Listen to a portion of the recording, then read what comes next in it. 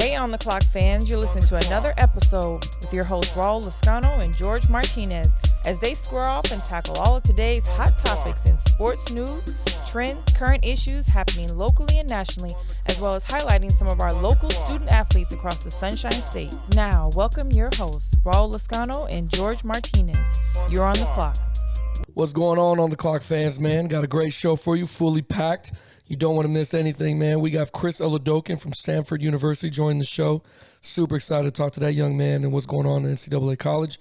We also have the one, the only Taylor Scott from Trench Academy. He's going to go ahead and describe to us about training athletes today. Major stuff going on over there at Trench Academy. Also, me and George, we want to talk a little football, man. Talk about what's going on in the NFL, players opting out, and exactly what's going on in the Pac-12, man. You don't want to miss it. You're on the clock.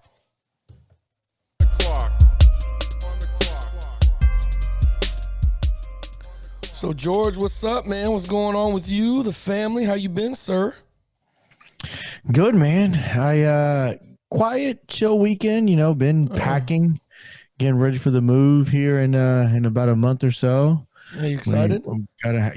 We're pretty pumped about the new house and being able to move in there. So, of course, from now till then, house is a mess and boxes everywhere and right. that whole night. But how was your weekend? It was good, man. I spent most of it, Saturday I spent most of it sleeping. I'm not going to lie to you. I spent most of it sleeping. A lot of the kids stayed up late the night before, and we just slept. And then today, man, or yesterday actually, Sunday, man, I went to cleaning like a madman. My porch needed to be clean. But it was good, man. I just relaxed, chilled out a little bit, caught up on some Netflix Umbrella Academy shows, season 2. Shout out to Will for recommending that show to me, William McDonald, man. So, yeah, it was good, man. It was a chill little weekend, man. I can't wait, man. Other than football, other than the NFL, and I don't know if you saw it too, man, the 10th player for the freaking New England Patriots dropped. Man. Number 10. You know what? I have a conspiracy theory for you. Oh, let's hear it. Like an X-Files? Oh, this is deep. This is deep. Let's do it. The Miami Dolphins are trying to sabotage the Patriots. That's it. That's exactly they're it. doing. They're just spreading corona. The Dolphins are paying these guys to opt out. Listen, we'll give you whatever you can pay. So it's $375, I think, for the year.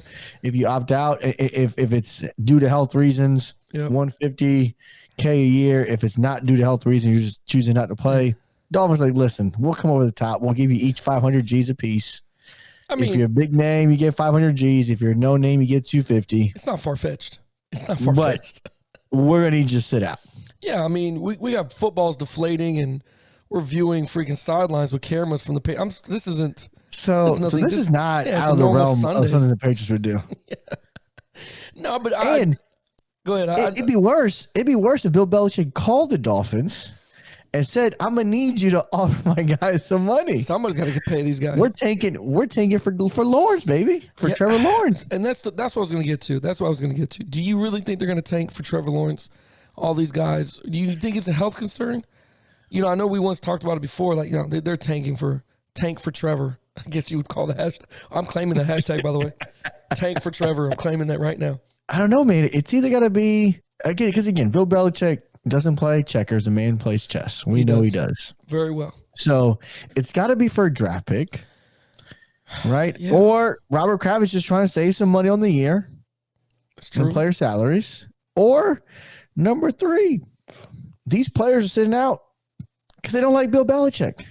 And I think that's the craziest one. I think that's the far-fetched I know it is. I think that's the farthest. So you think it is more likely the Dolphins are trying to sabotage the Patriots than their own players saying, you know what?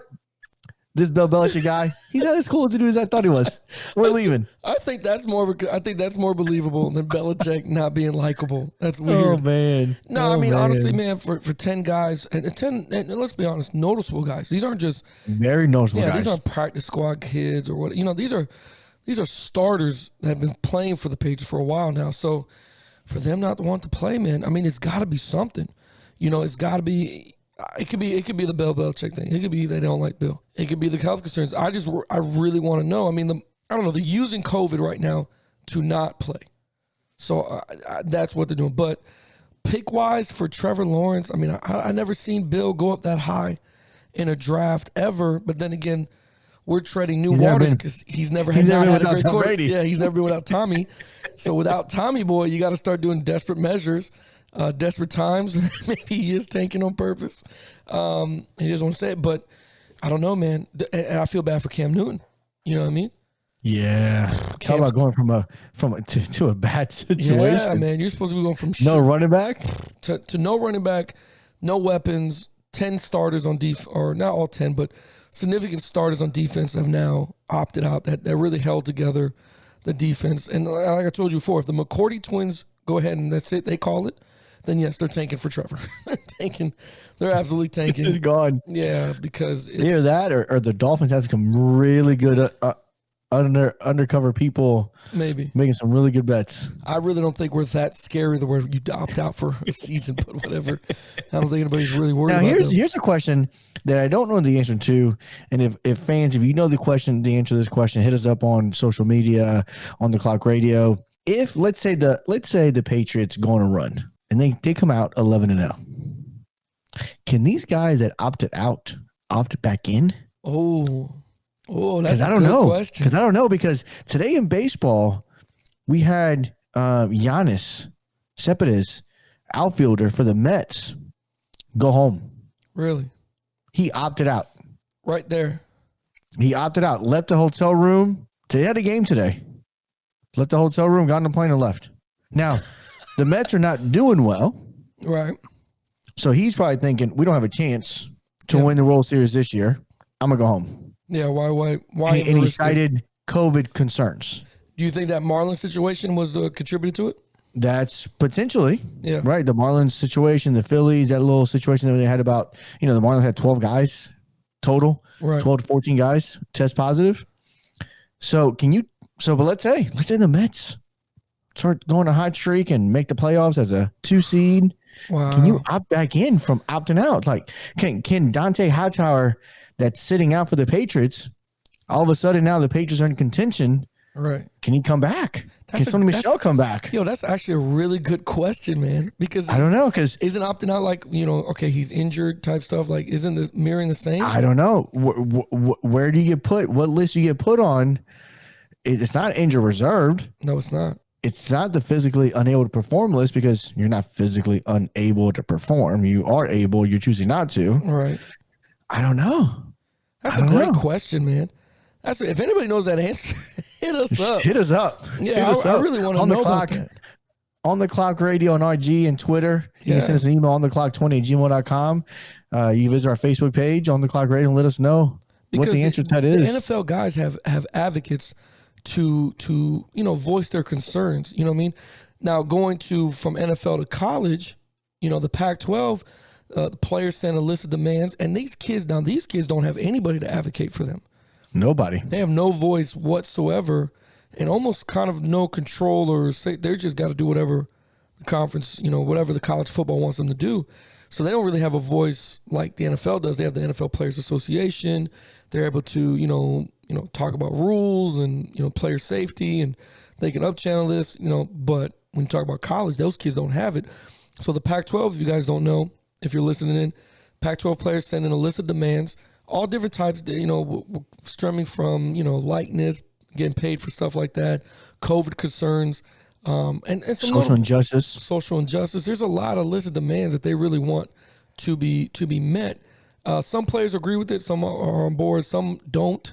Some players are not on board. Some players say, well, some of them are far-fetched. But they all agreed that college football needs to do something with COVID. That's what they really agree about. They agree that something needs to be done. And this is weird because, and again, this is going to be a great chance for Chris Oladokun, who's coming on here now, to talk to us about what some of the stuff is going on.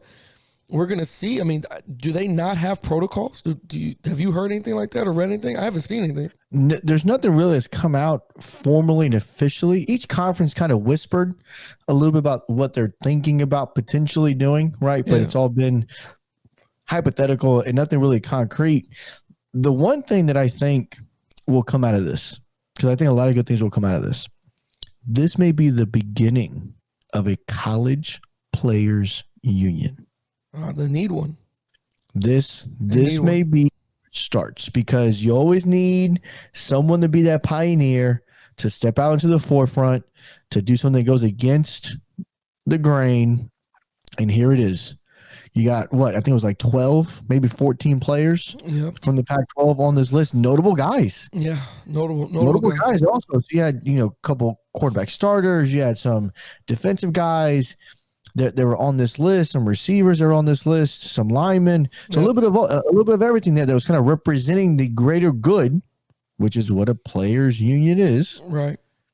This has the making of maybe the Pac-12 has their own players union, the SEC develops their own players union, the ACC develops their own players union, and so on and so on. This may be where that comes from, and I think it's great. I think there needs to be a college players union. They're going to get paid for the likeness.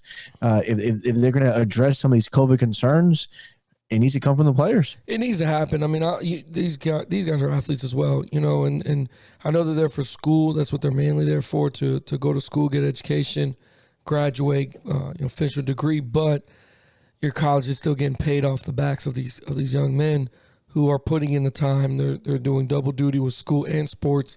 There needs to be something for them. And again, I'm gonna do more research, and we'll probably bring it up on this Thursday's podcast.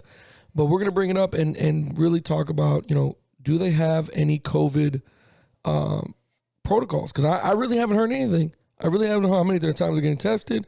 I don't know what the protocol is for during games. And again, I haven't heard what NFL is going to do either. You know what I'm saying? I think football is one of those sports where it's going to be extremely hard to try to do this COVID thing. We've been talking about this for months. If baseball, the Marlins and the Phillies had a problem, and this is supposed to be the most social distancing sport that you can get to, if they're having troubles, man, I wonder what an NFL sideline, NFL team are going to go. And again, it's just not the roster. Listeners, listen up now. It's just not the roster that you have to worry about. There's equipment managers. There's people in the booth. There's people that take care of, getting the equipment together, your jerseys, your helmets, all kinds of stuff. Doctors, trainers. It's a lot of people, man. And then the people that coordinate the logistics side of you going from airport to hotel to restaurant or training facility. It's a lot. It's not a little bit, man. So I'm interested to see how this goes. Yeah, and I mean, today we had Doug Peterson, the head coach for the Eagles, tested positive for COVID. Yeah. What do you do if that's in season? You're going to tell the head coach of an NFL team he can't be there for 2 weeks. For 2 weeks? For 2 weeks. And think about what's the average age for NFL coaches now, right? It's like 37 up.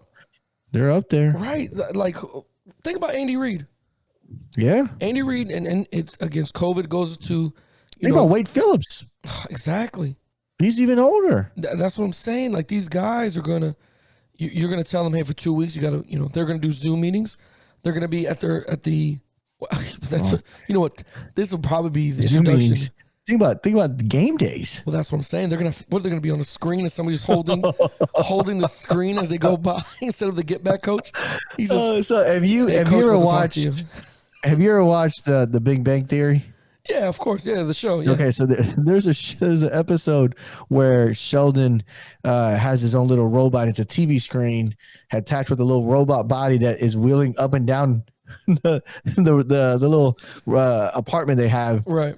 And that's what I envisioned. Andy Reid's on a screen, going up and down like a robotic body. It's going up and down for him, but it's his face the entire time. That's what it might happen. I don't know. So here's what I asked you. Then I'm gonna put you on the clock here. Should we have an NFL season? Oh man, you know what I'm going to tell you, man.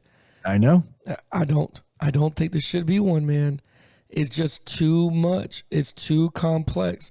And I'm a guy that loves football, man. I'm a coach. I freaking live and breathe this stuff, man. I love it. Coaching youth football, high school, double duty. I love it that much. And I can only do it for so long, because I'm young enough right now. But, bro, no. Because if I'm those guys and I'm getting paid millions, and again, this is how serious the COVID is. You know what I'm saying? I know there's some people that don't think it's real. Some think it's it's fake. It's government ran conspiracy. You can say whatever you want. When a man that opts out of $20 million to play a football game decides not to play, it's pretty serious. Yeah. You know what I mean? Because me and you talked about, man, if I won the lottery, there's nothing I wouldn't do if I won the lottery. If I did this, if I did that, right? $20 million to play a kids game? Would you give a high five to someone with COVID for $1 million? Yes.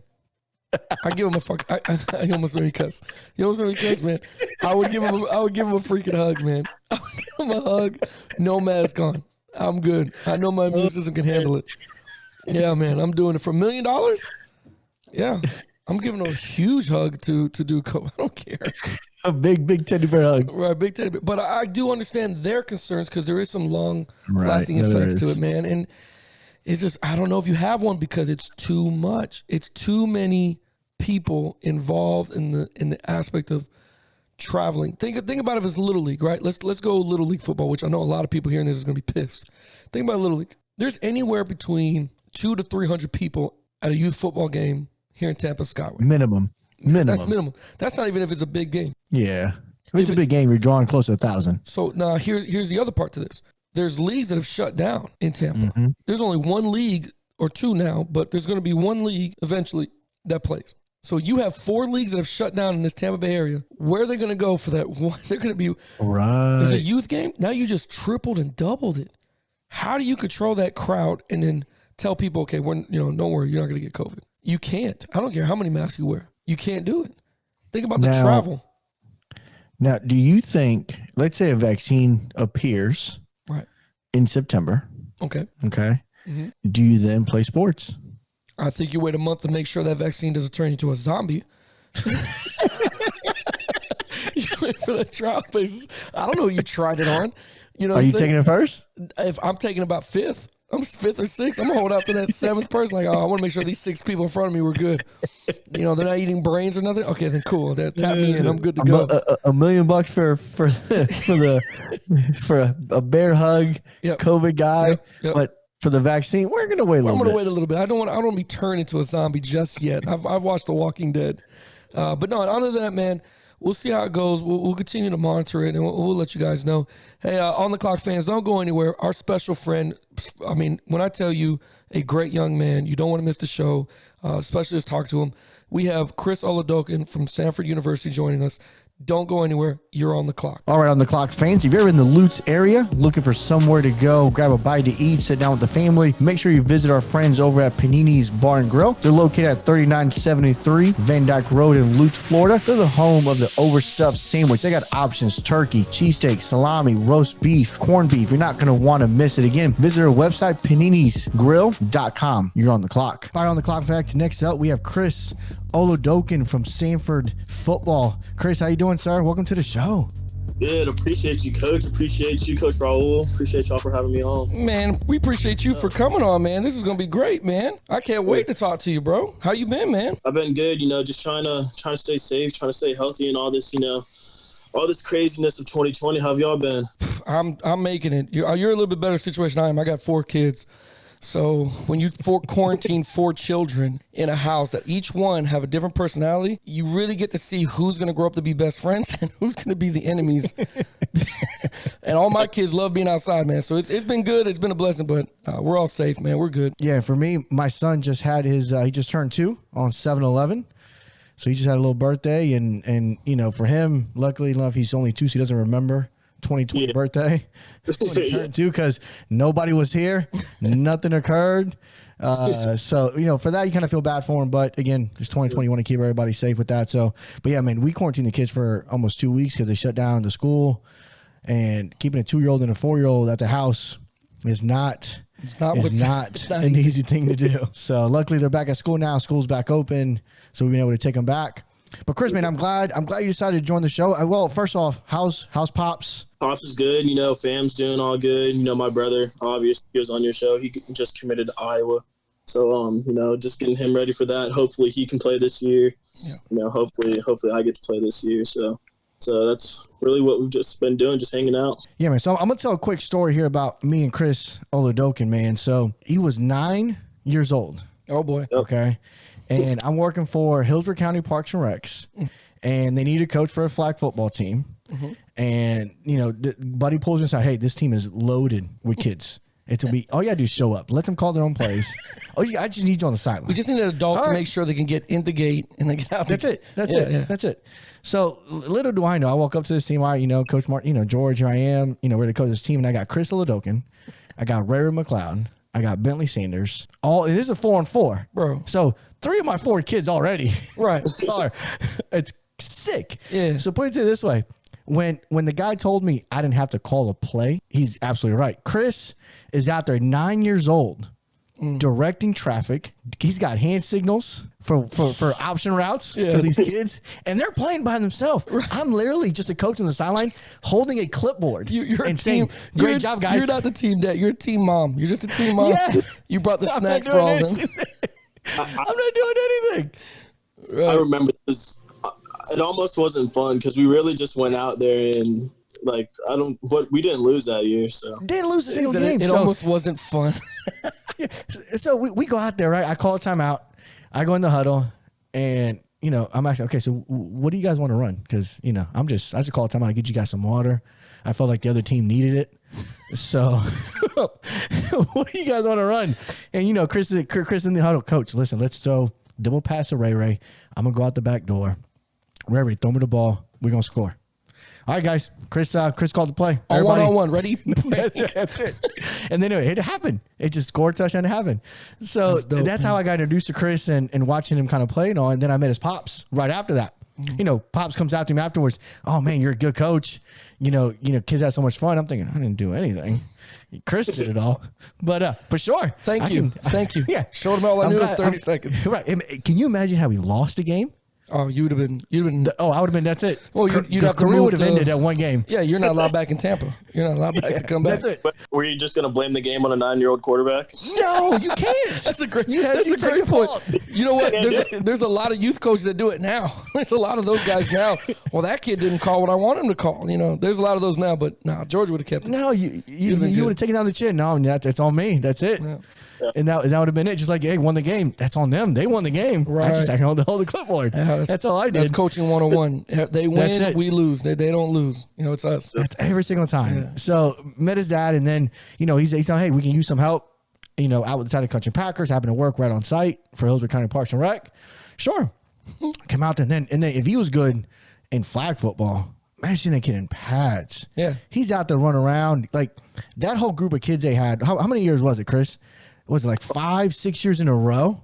5 years. 5 years. We lost one game. That's nasty. And that's against. They were getting calls from everyone to play, and they pick up the phone and say, wherever you want to play. St. Pete teams would call us because St. Pete thinks like they were the best in Little League, so they would call us and be like, do you guys want to play? And are y'all sure? Listen, you signed up for a butt whooping. Yeah. Me and a couple of my boys were talking about it last week. Before the game, you see like 2 hours before the game, you'd see these other teams rallying up their whole team, going through plays for 2 straight hours before the game. You see us, we're on the sideline of the super midget or peewee game before, we're running around, just chilling, eating chicken wings. But when we crossed, when we crossed that gate, we knew what time it was. And I mean, we were pretty confident every game we played, we weren't going to lose. So that's what imagine walking home with that. So you're out here, right? You're trying to get these kids ready for a butt whooping. That's what it is. Yeah. It's not about, are you going to lose? How much are you going to lose by that day? that's how much do you want us to stop the bleeding? How much do you want to keep it under 40? Yeah, you're trying to keep it under 40. It's all you can do. Yeah. But these guys are doing one-play drives. Mm-hmm. That's all it was. When he says it got to the point that it wasn't fun, they were beating people so bad, they were done playing by second quarter. You remember the Town and Country Vikings game? Yes. We were up. I think we're up 56-0 at halftime. Oh my God! At the half, they do a squib kick. Somehow, I think our middle guy caught it, pitched it back to Ray. He ended up returning it for a touchdown. So now it's 60-something to 0. And I remember we kicked it back off to them. They fumbled, we recovered, and they just walked off. We were all, there's 11 minutes in the third quarter. We're all what's going on? Did they seriously just walk off the field? I've had that done and not to interrupt, I'm not trying to one up you. I've had that done, same thing. It is one of the worst feelings to see a team leave. I I won't tell you who the team was because now I'm gonna get like 45 different inbox messages saying that's messed up, bro. But it was my 2016 team. We were beating a team, and by the fourth quarter, I think the start of the fourth quarter, because it's only 8 minutes in Pee Wee. By freaking the fourth quarter, they were like, "No mas," and they just walked off the field. I'm like, bro, what are you doing? Like, we were not up by 60. I mean, we were up, it was 28-0 or 30-0, but we weren't up by that much. I put the brakes on. We gave the ball to Lineman. We're just trying to get out of here, have some fun. That's a horrible feeling to see somebody walk off. And you know what I'm saying? You're like, bro, it's youth league. And then they come tell you, well, you didn't have to score that much. We had practice. I don't know what y'all did that week. we had practice. We practiced. This is what we did. I don't know what you guys did all week. You know what I mean? And that philosophy too. I think that's why so many teams hated us, because we wouldn't stop. Like, we would have our starters until like halfway through the fourth quarter, and then we'd be like, all right, now like let's get everyone else in. Like we're handing like our left tackle off the ball. All of a sudden, we realize he's actually fast. He breaks and scores. Like, are you guys like just trying to run up the score? Like, that's our starting left tackle. We didn't know he could play running back too. Yeah, we didn't know he had a stiff arm and a spin move, and he jumped over 3 people. Yeah. I was going to ask you, man, with you being in college, No, man. so I was working on to the same question. Oh, good. I was going to just say, man, is it funny being back or what, man? How does it feel being back up there? You know, I was used to being there so much, and then I literally came down for spring break. I had, one duffel bag with me, and that was it. And I pretty much lived off that one duffel bag for, 3 months until I went back and got my stuff. So, it's definitely a good feeling to be back. I was getting I almost felt like I was back at USF for a little bit. Like, I'm just been chilling at the house in Tampa, just hanging out. But, it's to be back in Birmingham, finish up my last year. I'm excited for it. That's what's up, man. That's what's up. And I can't wait to watch you, man. I know college is getting paid for likeness now. So me and George were talking about, well, I guess we're gonna go to the stores and just buy as many jerseys as we can here and help support the kid. Well, I wish that was happening for my class. I guess I was born at the wrong time. My brother's class is gonna be the first class that gets that. I was lucky. Yeah, he is, man. I would have been trying to do everything. Put my face on whatever. That's what we were saying. Like, we got to buy Shirts, Jordans. hats, we got to buy all kinds of stuff. it. He's got to come up with a logo. Random stuff. I would have been like on toilet paper tissue. Like, I would have been on like anyone, especially being in college too. Like, come on, like. But bro, that's so smart to say toilet paper, because with the pandemic, that was the first thing that went was toilet paper. Toilet paper bags. I would have been. I probably wouldn't have even played my senior season because I would have just had so much money. I would have held out. Keep buying my stuff though, as you can find it on Amazon. Find it here, find it there. Could you imagine on interviews? Hey, so how'd the game go? It went really good, but make sure you can follow me on. Get my toilet paper at CVS. Even better would have been to send the toilet paper to your opponent after a butt whooping. Or just hand it to him right there to the wipe the 50-yard eyes. line. Hand it to him. Appreciate it. There you go. That would have been great. Man. Oh man, so as you get ready here for your last year, your senior campaign over at Samford, how are you feeling about the season? How are you feeling about Samford as we get ready to play ball hopefully here soon? I'm feeling really good. This off season really worked really hard. Before of course the whole pandemic thing. I think this was the hardest. The hardest working group of teammates I've had. In my going on 5th year in college. We were really clicking on all cylinders. Not only were we working hard in the weight room and off the field and stuff, but I think most importantly this offseason we didn't want to repeat the same thing as last season, so we were holding each other accountable. If guys were missing things, not taking academics or anything seriously, and not showing up to things that we were doing, just getting extra routes and stuff, we were holding each other accountable, which I think made us that better. So I'm ready to get back, hopefully get back in action with the guys and continue to build on what we were building before this whole pandemic started. Yeah, because this whole thing sucks, man. I ain't gonna lie to you. It's a bad rap, man. I hope everything works out where we have a season and we can actually play and get back to some sort of normal. You know what I mean? Because just like high school it's been rough for them kids as well, man. So I hope we can hopefully finish 2020 strong and give some kind of hope for 2021. Because I was clowning with George the other day and I was like, bro, Could you imagine on New Year's Eve, like 2020, and it's about to be 2021, and all of a sudden you heard round 2? Like, oh my God. 2020 overtime. Right, man. I'm like, Jesus, no, please. Because I got to watch you play, man. George, I've seen the huddle highlights. I've seen the throws. I'm like, God, I got to catch these games. Because me and, just so you know, everybody we've been interviewing, we're like, yo, let's go ahead and just order the package.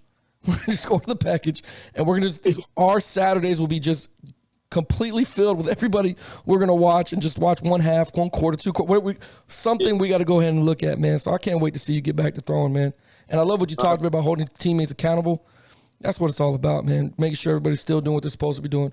Because, you know, as you know, high school, you try to get the kids to, all right, fellas, let's make sure we're here for 7 a.m. workouts, because they don't know what college is like. College, you got 5 a.m. workouts.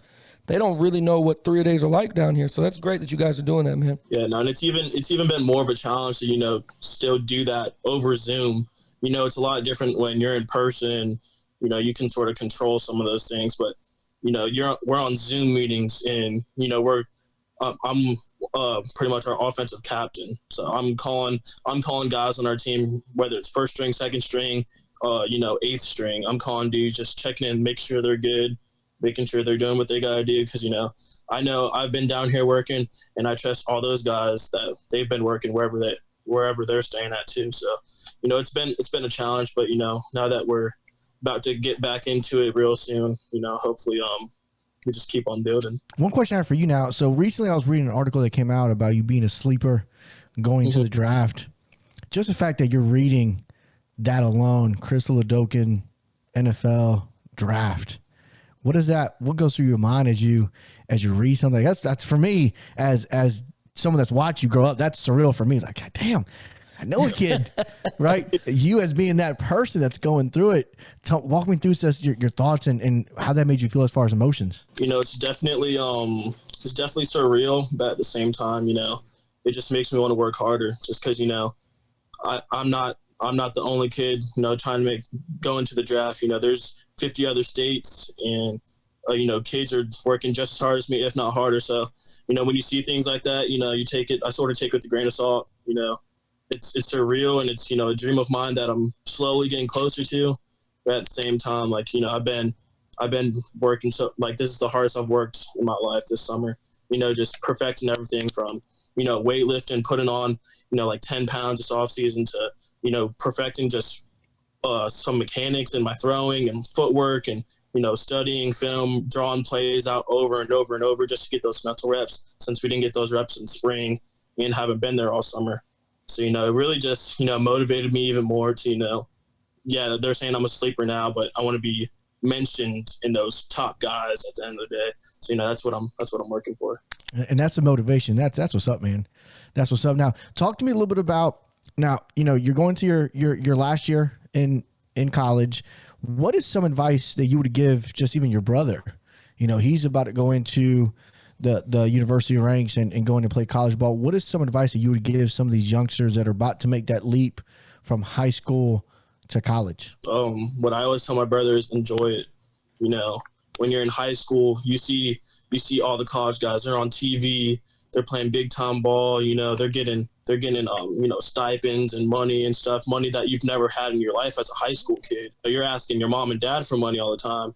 Now you got, you know, a couple $1,000s in your pocket, in your bank account, and now you got some money to play with and buy things. You know, Friday lights, you're getting to play in front of your students, like in front of your classmates, your teachers, faculty, and everything.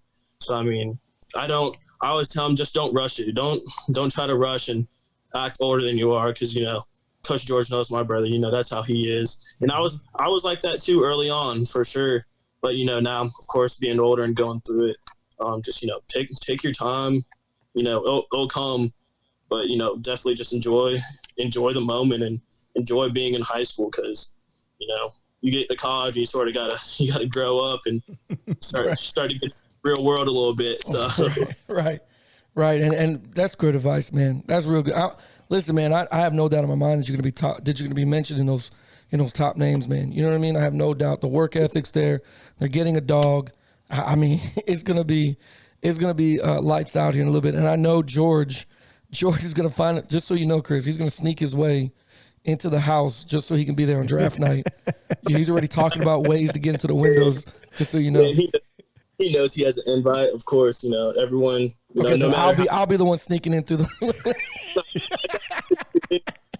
Of course, I always never forget about all the coaches that have coached along the ways. I was fortunate to have pretty much the same coaches for a while. Not only in football but in baseball and basketball too. So all those coaches, whether they know it or not, they sort of shaped me to the athlete and person I am today. So I never forget about those people. That's what's up, man. If I could just take a piece of the heart to duplicate it, to put it in some of the athletes today, man, we'd have a different breed. We'd have a different breed right now. Is college different with all the stuff that's going on with COVID? They're testing you guys more often, or you guys haven't had any word or any time for that stuff, right? Yeah, so we're sort of, it's such a fluid situation. Mm-hmm. And I think they're really, at least with our conference, because there's been a couple FCS conferences that have already came out and said that they're canceling, fall sports. Right. But I think our conference is sort of, trying to wait until, the very last possible second to, make that decision. I know they've been meeting. I don't know. Obviously, I'm not in those meetings. But I think as long as the player safety and health of the players is the first priority in these conversations, and, I have no problem with playing. Obviously, I want to play. But at the same time, I don't want it to be a situation where, we're having 5 to 10 dudes, get COVID every game or at practice and stuff, and risking the health of not only like our team and family and friends, but other teams too. So I mean, we'll see. I don't know how many times we're going to get tested yet.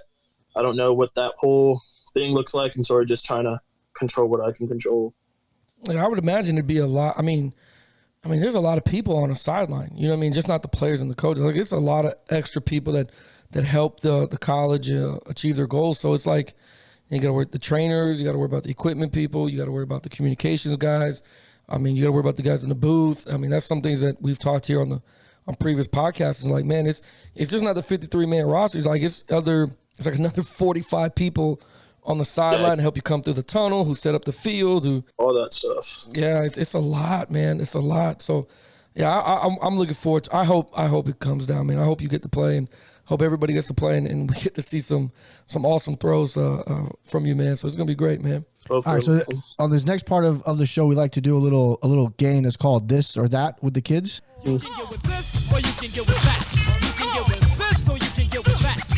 And don't worry, man. This and that is just a little. It's a part of the section of the show, man. We like to have a little fun with you, and then it lets the other people get to know you a little bit better. And again, these questions you don't know. It's unscripted, man. So I know you heard your brother's podcast, and he was a trip when he was talking, man. He was a good dude, man. But it won't kill you. My brother's a weirdo. He is for sure. That's the one thing we learned about him. All right, so I'm gonna start off real easy for you. Hopefully, It should be easy for you. DC or Marvel? I'd go with Marvel, just because I'm sort of more familiar with those movies than DC. So I'd go with Marvel for sure. Well, that and DC can't get it right. Like, DC can't. We only like when you know what I'm saying, only one of the franchise movies becomes good. Like, I don't even remember the last DC movie that was I really like that. Exactly. The easy one to get it off. All right, this next one though, let me put you in a spot. If you can have dinner with any athlete, any coach ever, living, dead, who would it be? That was a tough one. There's so many. Oof. If I had to pick one, I'd probably say Tom Brady, just because I sort of grew up, idolizing him from a quarterback perspective, and just to be able to pick his brain, and obviously he's in Tampa now, so hopefully one day he invites me over. He called me the other day, but I was busy. Yeah, you were busy. You were packing to get to go back to Samford. Yeah, I had some other things. But yeah, no, definitely Tom Brady. Just to be able to pick his brain, seems like a cool dude and someone that I've always idolized. So. All right, this next one here. When you brush your teeth in the morning, mm-hmm. Do you wet the toothbrush before or after you put on the toothpaste? After. I just feel like people that wet their toothbrush before are weirdos. Because then your toothbrush. So think about it. You have a wet toothbrush with dry toothpaste on top. and then you just instantly start brushing your teeth. I feel like the toothpaste needs to be added like to some water for some more like, just makes it more like, what I mean? I just feel like it's cleaner. I agree with you. That's the way I do it. I feel like I'd be brushing like just raw toothpaste on my teeth, like it's jumping together with the water. I just have toothpaste like all over my mouth. That's funny, man. That's funny. All right, this next one here is cereal a soup? No, I've never heard that one before. Nah, I don't. You saw his face. What are these guys into? Nah, I wouldn't say cereal's a soup. In my Why? opinion, it's like a snack, but it's not, because soup has soup is like a broth and then you can add extra, things into it, whether it be, protein, vegetables, or anything. Yeah, cereal, it's liquid. It's just food and liquid. Cereal, you don't got no choice. So you're gonna pull a bowl of cereal and you'll just have either milk or cereal in it. But with soup, you're not just gonna have veggies in a bowl and then say that's soup. Well said. That makes a good point. Okay, we'll probably stop asking that one. That's a good point. That's the best one I've heard so far, man. I appreciate you joining this and that, man. You can get with this or you can get with that. You can get with this or you can get with that. Now I know recently your dad opened up his own little shop, his own little restaurant there. Yep. So tell people where he's located. Where can they go find him? And what's your favorite menu item that's on the menu? So he just recently opened up a sandwich shop called Lenny's Grill and Subs, and it's I sort of go off what's around it, but I have the address too. But so it's out by the USF. I have the exact address. It's actually 8225 Park Edge Drive, in obviously Tampa, Florida. So I definitely check it out. My favorite menu item, they have a whole bunch of like different cheesesteaks on there. So Phillies. I've had the Philly and the buffalo chicken cheesesteak, and the buffalo chicken cheesesteak is my favorite just because I love buffalo sauce. So it's funny. I went there, took myself and my second oldest son, 12-year-old son, went there, and we both ordered the same sandwich. We both ordered. I didn't tell your dad that, I interviewed Jordan and I knew you. I didn't say nothing. I just ordered my food and dipped, and I was gone. And my son, he's like, "This is a good sandwich." I was like, "Yeah, I can't finish it. Like it's massive." Did you get the monster one? Yeah. Like, it's like 15 inches or something like that? Yeah, it was because I was like, well, I'm not buying you a sandwich. We'll just share sandwiches. That's how cheap the dad is. Like, you can have your own soda, but we're going to share the same sandwich. I don't want to think I'm making a sandwich. That's all I didn't want to think I was trying to get a free sandwich or something. So let me put my money towards it, man. So Chris, let everybody know where they can find you. They want to find you and follow you throughout your journey here. Where can they find you on social media? So on Instagram, my name is Chris_Oladokun, Oladokun. I know I probably have the most difficult last name to spell for people. Yeah, man, Chris, thank you for joining the show, man. Appreciate you so much. Go ahead and ball out at Samford. Can't wait to watch you ball out this year. All right, guys, so that's Chris Oladokun. Next up on the clock, we have Taylor Scott from the Trench Academy joins the show. You're not going to miss it. You're on the clock. Hey, On the Clock fans, you can check us out on all social media platforms by searching On the Clock Radio. You don't want to miss it, especially go to our website, otcsportstalk.com. We have merch up there in the store. You can order whatever you want. We got everything for the kiddos. We got everything for the husband. We got everything for wives as well. Go ahead and follow us. Hit like, leave comments, rate all that we want. We know you're going to love it. You're on the clock.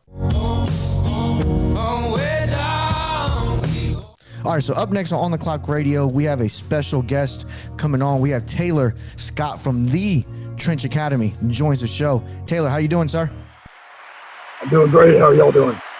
Hey, man, we're doing good, man. We're making it. We're healthy. At least I'm doing good. I'm not as fit as you are. I saw the pictures, but I'm making it, bro. How are you and your family, man? Everybody okay with this COVID and the pandemic? Everyone's good, man. Everyone's good. I've got myself and my wife, and then I have 3 little boys. I've got a 5-year-old, a 3-year-old, and a 2-year-old. So they're all trucking along, doing well, and I think more importantly, they're ready to get back to playing their sports too. Oh, absolutely. And you said you have a 5-year-old, 3-year-old, and 2-year-old? Yeah, all boys. Oh, then you had no choice but to be a trainer. You have to stay fit, chasing after them every day. You know what I mean? Yeah. Training never stops for me, man. Yeah, I spent 15 years in the military, man. I got 3 boys and a little girl, and my 3 boys are now they're big now, 19, 12, and 9. And what I do with my boys is freaking play Nerf football and Nerf. We play Nerf guns in the dark. Their mother hates it. Oh yeah. But I'm like, I have no other choice, Mom. Like, they're boys. What do you want me to do? I'm in a house. What do you want me to do? So I taught my boys how to clear rooms. We clear the freaking rooms now, and we go from room to room. And she hates it because we pop on her. I got NVG goggles and everything, man. It's insane. That's awesome. So I want to dive into the Trench Academy. I want you to talk to us about what is it exactly for those that don't know. I mean, it's out here in Tampa. It's the spot to go to for any type of lineman that wants to get work. But what is a Trench Academy? What is something you guys specialize on? Yeah, so that's actually the thing that started the Trench Academy was when we first came down here. Me being a former professional defensive lineman. I linked up with a guy named Anthony Davis and started working. Who was working with some offensive linemen, and we really had this big passion for training people in the trench, right? Literally training them on the line and how to do things technically the right way. I moved down here to Tampa about 8 years ago, and one thing I found was I was like, man, the talent pool was just unbelievable. I've been all around the country. Played ball everywhere, and I'd worked with athletes all across the country, and the talent pool, from Hillsborough all the way down to Dade County is just unbelievable. And, and so the one thing is I noticed too is that there was a lot of really good looking linemen. And, so I started getting to know them. I started getting to know the high school coaches. I started getting to know, some of their parents. And the reality is a lot of coaches, really, just don't understand all the nuances of playing on the line, playing on the offensive line, the defensive line. A lot of guys are out there. I always say a lot of guys out there playing checkers, and, we're going to teach them how to play chess. There's a lot of technique, strategy, and, of course, opponent diagnosis that goes into it. And, in order for me to be a good football player through my entire career, I had to be a student of the game. I always knew it's like I wasn't the most talented. I wasn't the biggest. I wasn't the fastest. But in order for me to be good, I had to know the game better than everyone else. So, really I was like, I remember thinking, when I was in my, second or third year in the pros, I had a really good defensive line coach, and Mike Sinclair. Hopefully going to be like a Hall of Famer one day. I know he's on the all-decade team, and he's in the Seattle Seahawks Hall of Fame. I think he led the league in sacks 3 years, but he was my coach there. And I mean, I'll never forget some of the stuff he taught me. He taught me the art form of pass rush. And, this was after I'd already played, a couple years in the pros and, an entire, 4-year college career. And I realized at that point, wow, I don't know defensive line at all. With how in depth he was going into it. And I just remember thinking, man, what if I would have been armed with this knowledge when I was in college? What if I would have been armed with this knowledge and this ability when I was in high school? And that's really what formulated the entire process. And that was about 6 years ago. We started that process with it.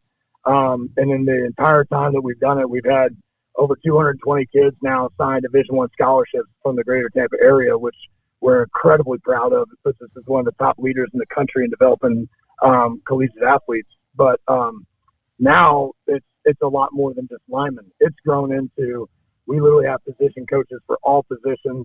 We do skill work. We have, weight training, speed training, agility training. We have an entire, we have a $500,000 rehab and recovery center where these kids get cryotherapy, infrared sauna, Phoenix Air Laser, Normatec compression treatment, chiropractic care, ART, physical therapy. All this stuff is a part of the program. So literally, you can come in here as a 13-year-old kid, and you're going to get all the resources that you would have if you were a Tampa Bay Buccaneer. That's amazing, man. And so, as you know, like a lot of these academies, they focus on specialists. So to hear that me and George, we like to call them the big skill. We don't even call them, we don't even call O-line or D-line or lineman. We call them the big skill guys. So to have a facility like that, man, that's amazing at 13-year-olds. At 13-year-olds, all I had was a tire, man. So that's awesome. Exactly. He, had a tire and a sledgehammer, and had that old school coach with the dip in his mouth telling you just hit it as hard as you can. You know what I mean? Absolutely. Well, that's where the line has been taught for years, right? Just, right. Big people beat up little people. So let's just do that, And I'll tell you, the one thing is too that we really go into dynamic with, and this is actually what has really built our reputation, not just in the high school arena, but really in the NFL combine prep arena, as well as with all the NFL players, is absolutely believe that offensive linemen and defensive linemen are big athletes. You need to look like a big athlete. You need to feel like a big athlete. You need to perform like a big athlete. Being an offensive lineman, this is the number one advice I give to like a mom and dad of like a 9 or 10-year-old kid. Like, being pre-diabetic is not okay for an offensive lineman, right? The idea that like, oh, because I'm an offensive guard, now I have the license to eat whatever I want and be fat. That's something that we literally take offense to in the trench. And so we have a very integral nutrition and diet plan that we get all these kids on. We help them with their supplement protocol. We have our own supplements that we set these guys up with within the package. Once again, it's all part of the program. And we completely change and develop these guys' bodies. We might have a kid come in, that's 6'6", 260, but he's 6'6", 260 and probably 23% body fat. And he'll literally leave 6'6", 285 at 14% body fat. And, we completely change, honestly, even almost their genetic makeup with the way their metabolism even works. And we teach them all the science of it. And I think that's what really makes this whole process a lifestyle, not just like an academy or a camp or a program. It's a lifestyle that these kids get embedded into that hopefully, even once their playing days are gone, they're still living by. Yeah, exactly. Now, talk a little bit about, I know, when you think about an academy, it's that anybody can sign up, anybody can go in, anybody can do the work. You guys have a very rigorous process to even admit an athlete into the program. Talk a little bit about that.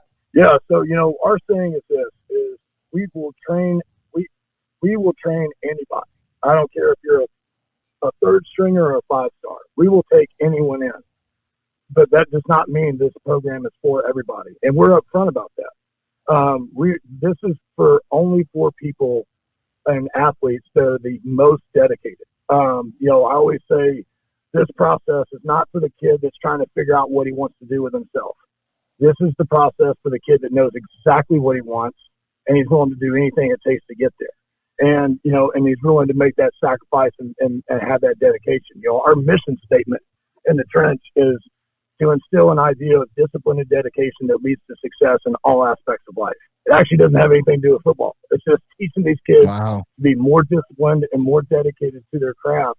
And if they can apply that to their schoolwork, to their relationships, to their job one day when they get a job, they will be successful. And that's what we want to be able to have that attitude. But, yeah, as far as the process goes, you're not allowed to buy a trench membership. You can't go online and purchase it.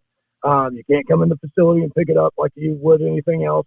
You literally sign up for a 10-session process, which is the ramp-up protocol, where you get 10 sessions with a one-on-one coach. That one-on-one coach has a very specific protocol that he's going to follow with these guys to make sure that they're checking every box by the end of those 10 sessions, and then they can graduate. And then once they graduate, by meeting all the requirements that we put in front of them and checking every box and basically passing the test at the end of the ramp-up process, then they're allowed to go into the group and become a trench member. That's amazing, man. I love that. I really do. And teach them to be ambassadors to the community. That's awesome. Because for us, that's what we got into coaching for when we were younger, right? So when we started doing coaching, especially myself, I wanted to make sure I coach kids that were going to be able to be a leader in their community, be better, be good fathers, be good brothers, and do good in school. Because I'm more interested in the kid that's, 25, 26, 27 that knows right from wrong. He's on the right path, and then he remembers this. We talk to kids all the time, Taylor, man. We talk to kids all the time that we coached when they were 9 years old, and now they're D1 prospects playing in college football. Yeah. And I'm like, yeah, but I remember when you couldn't even put your pants on. I remember when you cried that you didn't have enough peaches or snacks in the group. You know what I mean? So it's great that you're building that now for these kids, so they know this is what tough work is. And then when they go into the business world, they're like, man, this ain't nothing. You know what I'm saying? I'm from the Trench Academy. I know what hard work really is.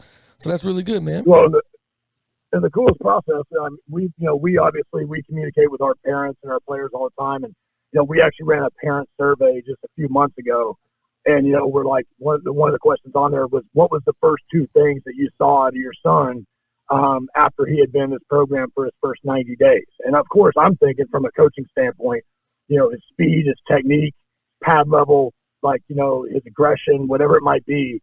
And literally the 2 top answers to that question were increased dedication and increased discipline and a drastic increase of confidence.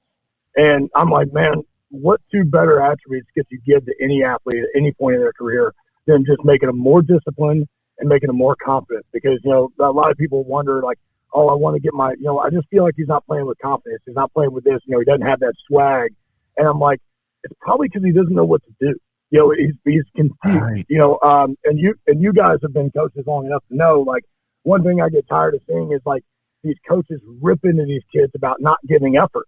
You know, it's like, oh man, they're just not running the ball. They're not coming off the ball hard. They're not playing aggressive. They're not giving me any effort. I can't coach a kid like that. And a lot of times my question is this, like, well, you're a football coach.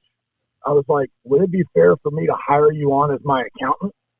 And then all of a sudden in two weeks, fire you because you weren't doing your job well because I feel like you weren't working hard? No, you're not doing your job well because you don't know what to do. I was like, it's very difficult for a kid to go full speed when he doesn't understand the expectations or the route to get there. You know what I mean? So yeah, and he doesn't know what it looks like. I'm sorry, I didn't mean to interrupt you, sir. Yeah. He doesn't know what it looks like. He doesn't know what it's supposed to be like. That coach is supposed to show him what full speed really looks like. You know, whether you got to get down in the trench yourself or you got to find a way to communicate to that child, because you're absolutely right. You tell a guy, I'm a receiver coach, and what's funny is you hear, you know, I've been to all these coaches clinics and you've been to camps and stuff, and you hear them like, hey man, get off the line. Yeah, I know. Like, duh, he needs to teach him, coach. He doesn't know how to get off the line. He doesn't know the releases. He doesn't know how to come to balance. He needs to know that stuff. So I agree with you, man. I love what you're doing over there, bro. Well, a lot of times too, like I even think about like the youth football. You know, one time I'll see a lot of the you know offense. I'm sure you guys have seen this as well when you're working with offensive linemen. But like when you're trying to teach these O linemen how to pull or how to down block, right, or how to block out or do anything like that, you know, or cross block or anything like that. When you're trying to get these guys to move laterally out of their stance, and then some of these kids can't, and they think, oh man, these kids are just unathletic. I don't have any athletes out here. I need athletes. And then I'm like, well, actually, look at their stance. They got way too much weight on their hand. I was like, if they got that much weight on their hand, the first step is going to be forward every time. You can't take a lateral step. Fix their stance. You know what I mean? And a lot of times, like, just those little nuances, and that's you know, obviously a pretty obvious one. But like, you wouldn't believe how many times I've seen, you know, offensive linemen, you know, in high school and honestly even in college that, you know, have a problem moving laterally because they're just got way too much weight moving forward. And, you know, it's like we got to understand that balance play and always find that athletic position. That, and also kids working on their flexibility. A lot of O-line, D-line play has to do with the ability of you being able to flex your ankles, your hips. And if you don't work on that flexibility, you can't do any of that stuff. You're going to be stiff as a board, no matter how fast you are, no matter how big you are. You're going to be stiff as a board if you don't have flexibility.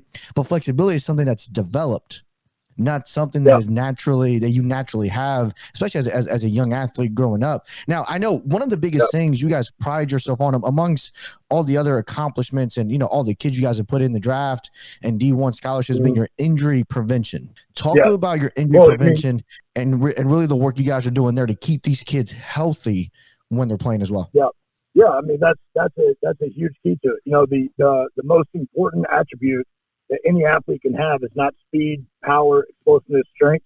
It's durability, right? If you're an athlete that's not available, even if you're the best athlete out there, but if your availability isn't there, you're not going to last very long on your team, right? You can't contribute. And you know, one thing I tell these high school kids, I was like, one of the serious parts of high school is there is no red shirt, right?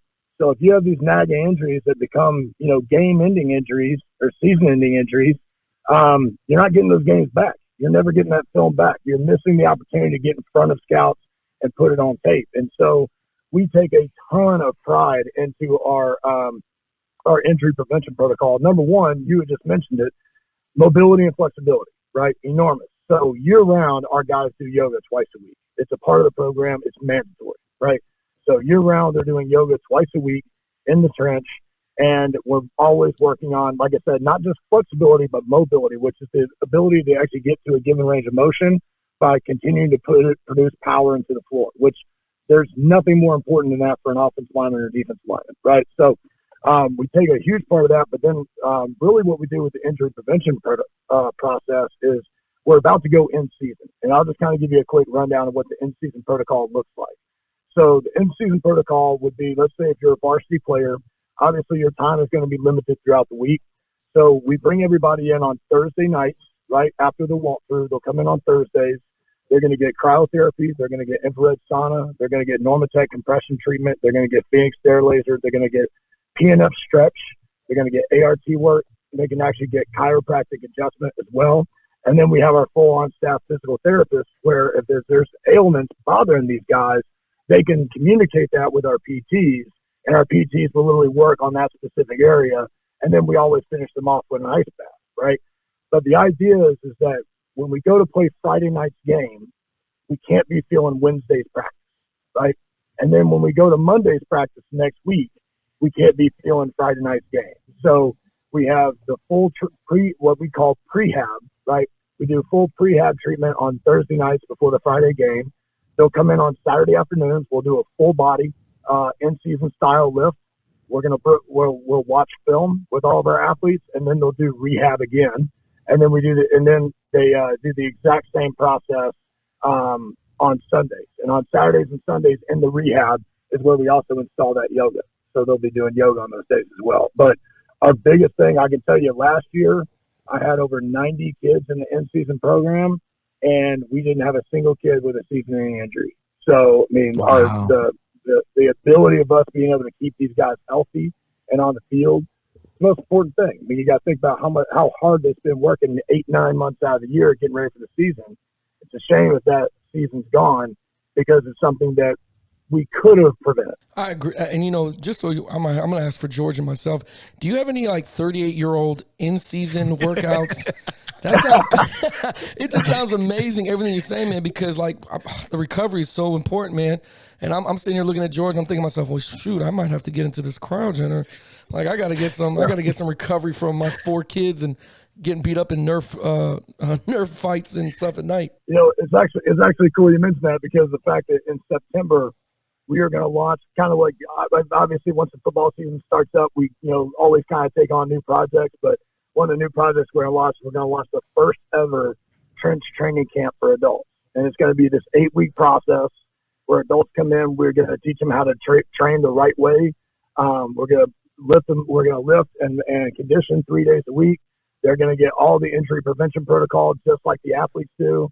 They're going to get a complete diet plan, nutrition, and supplements. It's all going to be included. So it's going to be almost like this 8-week investment in yourself to really, spike your body to get into the shape you want to be in. But the cool part is you also learn how to do it the right way, and how to take care of your body as you're doing it. I think that's probably most adults, that's probably the most discouraging part to it, is when they get really motivated to go in there and train hard, and they do work hard, but they don't understand, when to push and when to pull back, and they end up getting themselves hurt. And that's really discouraging for a lot of people when they first start out.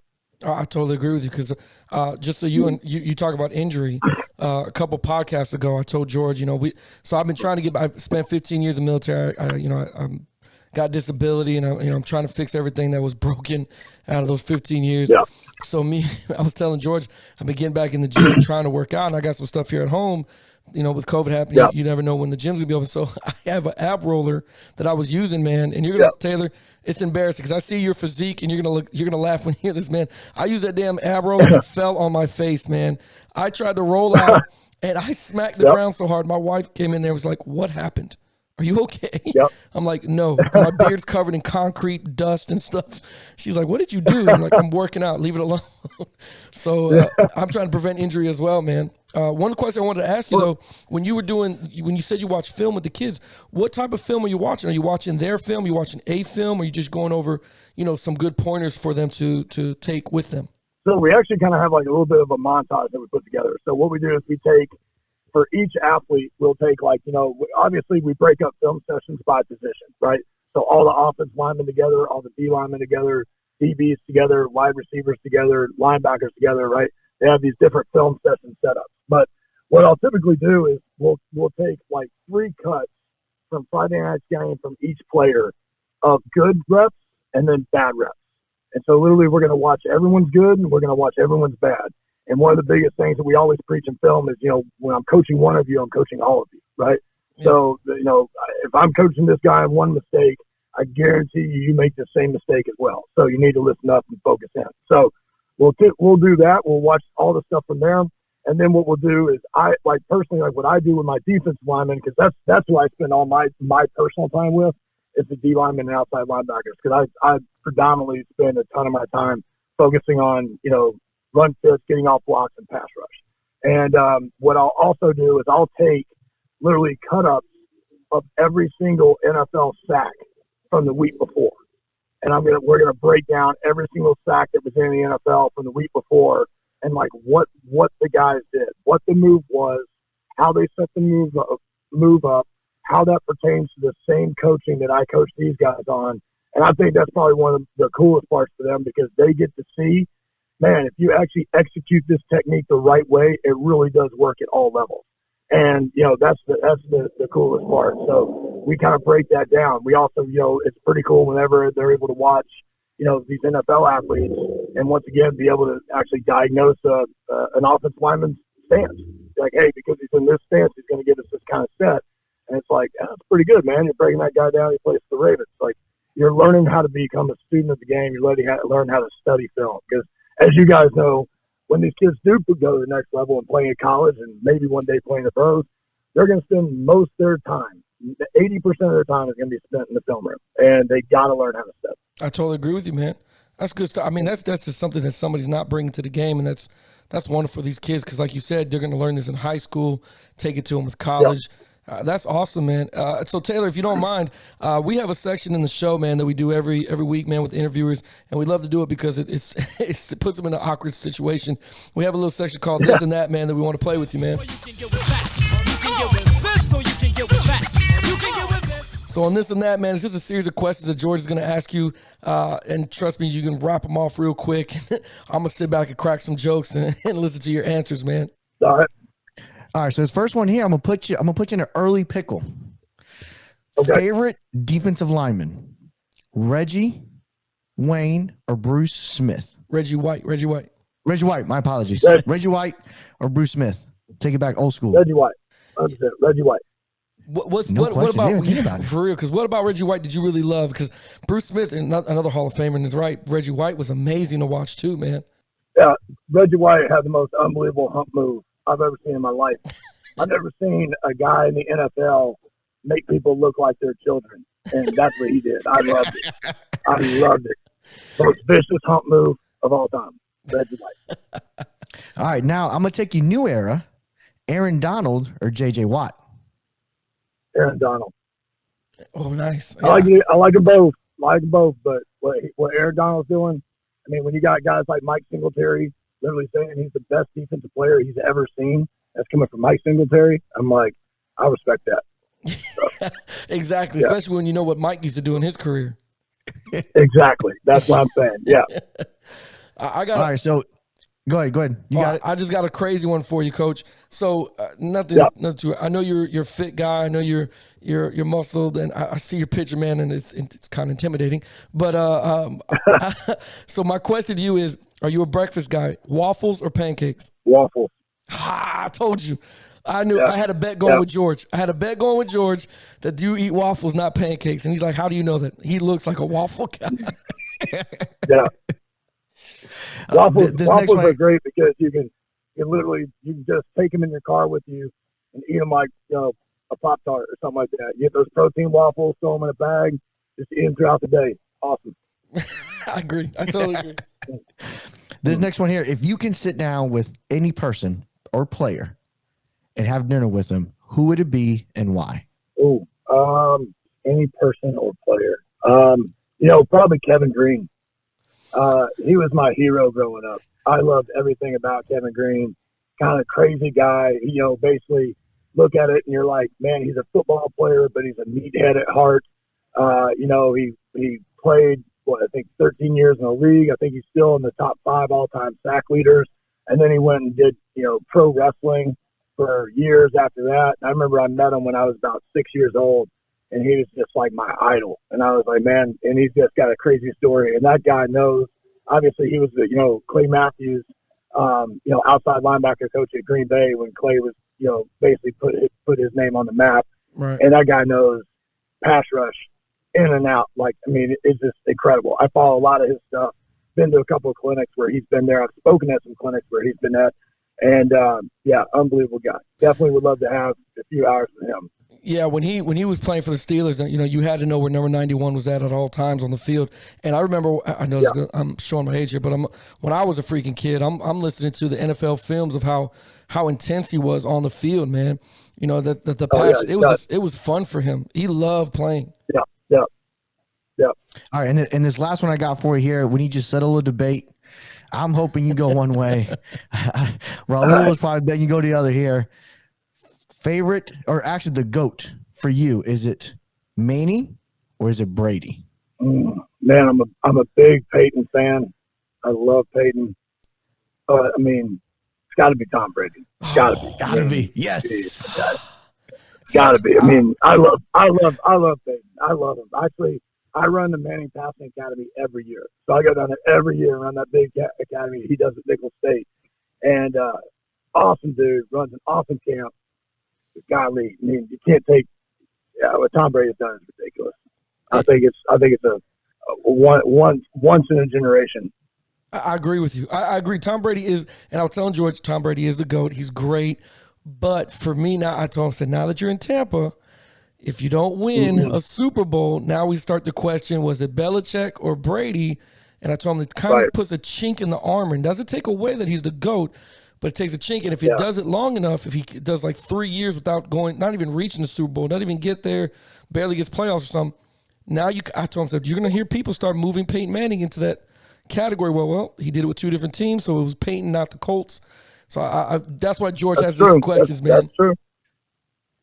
Yeah, no, that's true. It's funny. Actually, a ton of the Bucs players train here in the trench, and man, I gotta tell you, I'm excited to watch them because I've never seen a group of individuals this motivated. I mean, these guys are on fire right now. I mean, they come in every day. I was training the Bucs guys. I probably have about 12 or 13 of them that train with me really consistently, and I gotta tell you, man, these guys are locked in, focused. During COVID, never missed a day. Just completely locked in. So I'm excited to see what they're going to do. They're an extremely motivated group right now. You completely made George's day. He's he's a super Bucs fan. I joke with him all the time. I know he's got a Bucs tattoo somewhere, and I know he's going to tattoo when they win the Super Bowl. He's going to tattoo that on himself as well. Absolutely. And he's jumping up and down like a little kid. He's probably going to think of scheduling a day to come in and before September and just come talk to the Bucs players, man, because he loves the Bucs, man. But I appreciate you doing this and that with us, man. Absolutely. So I know you're a busy man, sir. I don't want to take up too much more of your time. Like I said, you got so much going on, and I love the Trench Academy, man. Told George I'm a huge fan of what's going on over there, man. So if you don't mind, man, let the people know where they can find you, where they can call you at or hit you up if they want to try to join and take that mission on. No, I mean, if they want to go to www.thetrenchacademy.com, they can see everything we're doing online. I think probably where most people find us is through Facebook and Instagram, which is just at the Trench Academy. You can see a lot of really cool videos. You can see some great educational videos. I always say if you're a football player, trying to get better, you can literally just follow us on Instagram and learn so much just from the content we're putting out there. And then obviously we're at our facility off of Hillsborough at 3251 West Hillsborough Avenue. We are actually in the Powerhouse location. So Powerhouse and I, share a big 60,000 square foot training facility. It's unlike anything else around. So it's incredible. It is, man. And everybody's got to go check it out, man. So I really appreciate you coming on here and talking with us, man. Enjoy yourself. Take care of you and your family, bro. And take care of those three boys, man. Hey, you too as well. Thank you again, Coach. Appreciate it. Thank you. Well, on the clock fans, that's another good one for you guys. I really, really want to give a shout out to Chris Oladokun and Taylor Scott from Trench Academy for joining the show. If you guys do me a favor, make sure you're watching these two, this young man, Chris Oladokun, at Samford University. When I tell you work ethic, everything you want in a football player, he has, and that special relationship between Coach George and himself is something beautiful, something that you this is why you coach. You know what I mean? And Trench Academy's got something major going on over there, man. I think I'm gonna have to sign up for that adult Trench Academy and see if I'm worthy to even finish out the 8 weeks. He might kick me out week 2. tell me to just move on. So we'll see how it goes. But I'm thank you so much for joining the show, and can't wait to have you guys back on, man. Yeah, it was definitely a great time. Chris Oladokun, man, I love you. Ball out of Samford. Can't wait to see you get drafted here soon in the next year or so, man. So shout out to you guys, and thank you for joining the show. Thank you, Taylor Scott, for also joining us from the Trench Academy. If you like today's show, go ahead and hit follow. You can find us on IG and Twitter by simply searching On The Clock Radio. You can send us an email, ontheclock20@gmail.com. Until next time, you're on the clock.